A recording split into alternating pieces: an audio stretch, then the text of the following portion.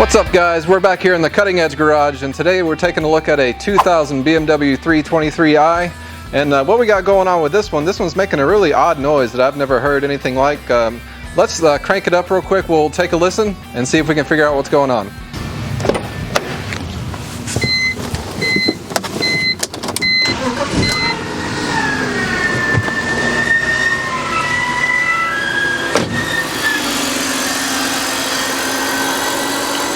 Take a listen.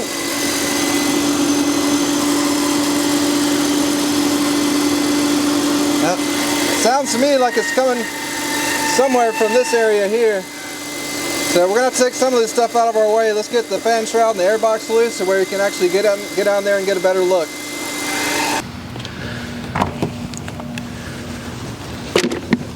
Alright, so the first thing we got to take off is this little air intake breather, and this is held on by these little plastic push pins. Now I usually just use a pair of side cutters. Just grip it loosely and you'll pull that center pin out, and this little center pin is what locks it all in. So let's pull the center pin out on all these.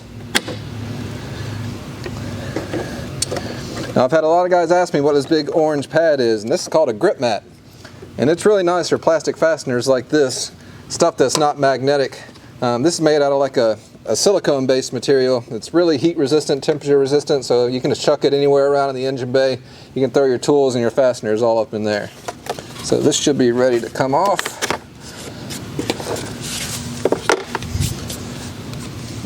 Alright, next I think I'm going to go ahead and get this air box out of our way. It's not hard to take off. Looks like it's just a couple of bolts. Looks like 10 millimeter.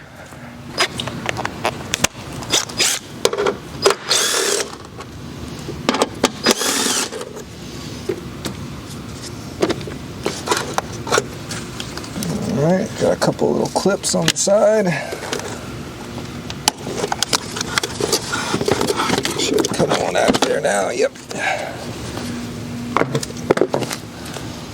Alright, looks like to get a really good look, this fan shroud is going to have to come off. We just got a couple electrical plugs, like this one that slides out. You can just push it up out of the way. And we can just unplug this one.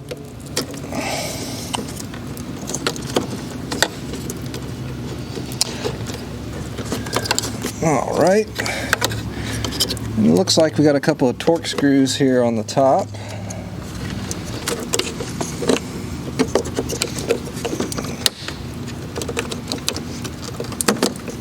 Alright, so those are good. Let's pull them up, hang them up over here. One here. It's like a push pin on this side. Grab some Torx.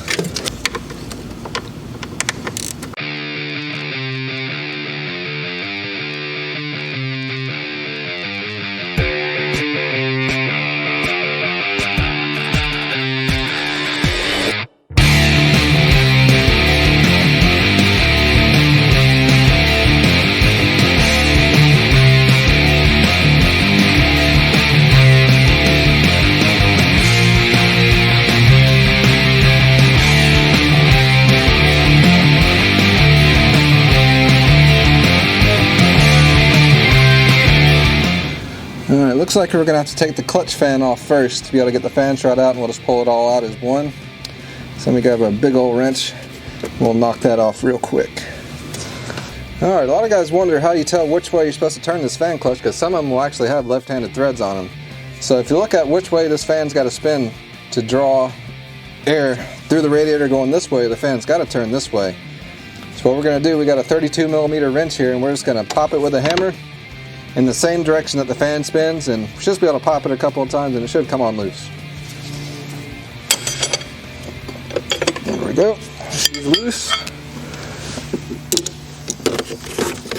Just give her a spin, spin, spin. And we should be able to take the shroud and the fan out all as one. Here she comes. Alright, now we can see something. Alright, so the reason we took all that loose is usually the first step when I'm hunting for a noise that I think may be in the accessory drive belt system, I like to just take the belt off and start the vehicle up and see if the noise is still there.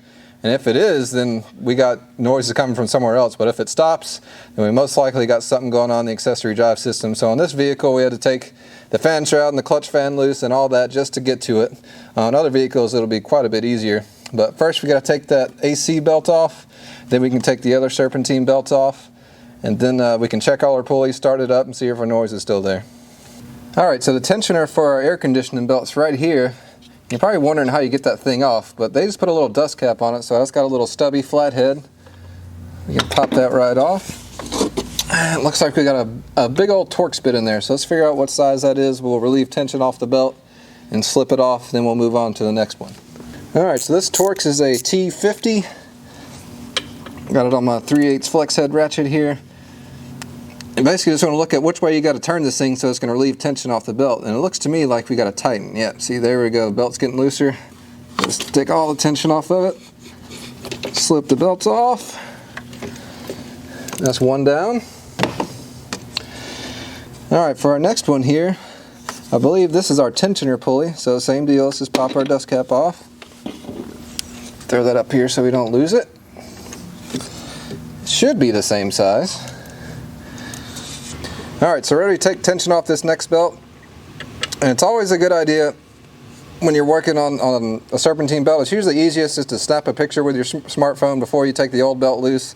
That way you're not messing around for 20 minutes trying to figure out how the belt went on there, and you don't have to go over to the computer and look up a belt routing or anything like that. Alright, looks like this one tightens to relieve pressure. Oh, it's a stiff one. So I can slip it off the water pump here. There we go. Alright, let me just pull this belt up out of here. Alright, got the belt out. And it's worth noting, you always want to take a good close look at the belt when you pull it out. Make sure there's no oil contamination or coolant contamination. But I don't know if you guys can see this, but this belt's right at the end of its life. You can see all the splitting in those ribs.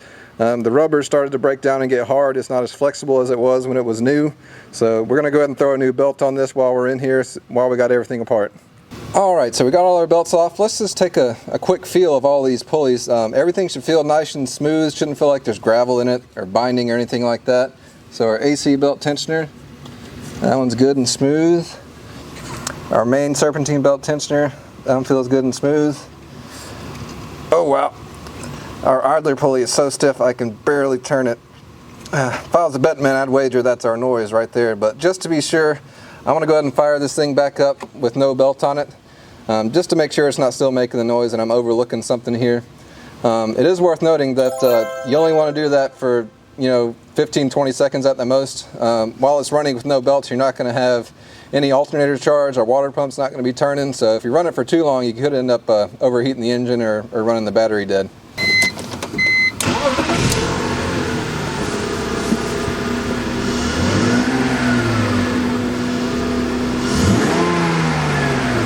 Alright, so I don't hear any more noise. So let's go ahead and pop this idler pulley off.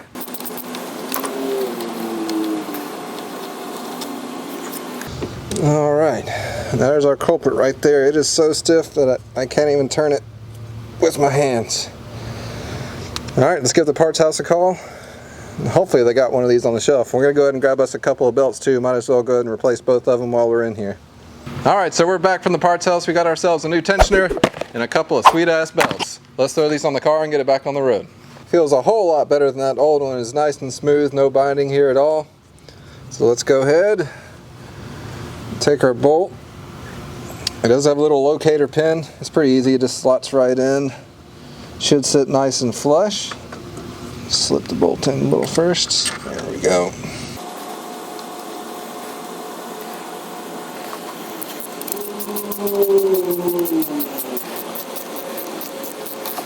Alright, so we got our old and new belt, and usually something I like to do when I get a new belt, just put them side by side, stretch them out, make sure they gave you the right belt and one's not a different length.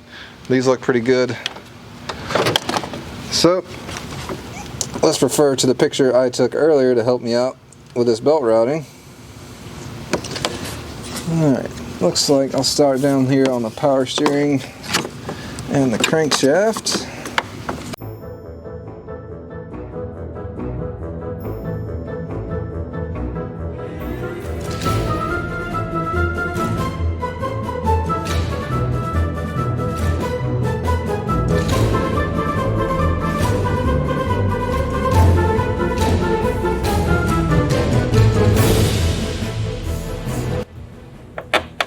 Give her a little tappy tap. Alright, that should be it. Let's fire it up. We'll make sure there's no noise, maybe take it down the road, make sure everything's good, and then we'll give the vehicle back to the customer.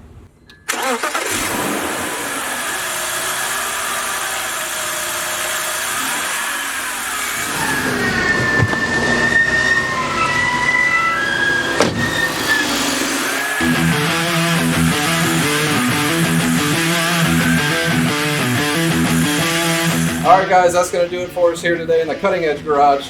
Big shout out to Simple Jack for giving us this car to let us fix and do a little video on. If you have any questions about any of the tools you saw in today's video, please go to sbtoolsusa.com. All the tools you've seen will be on there. I'm Jacob Steigerwald. Thanks for watching.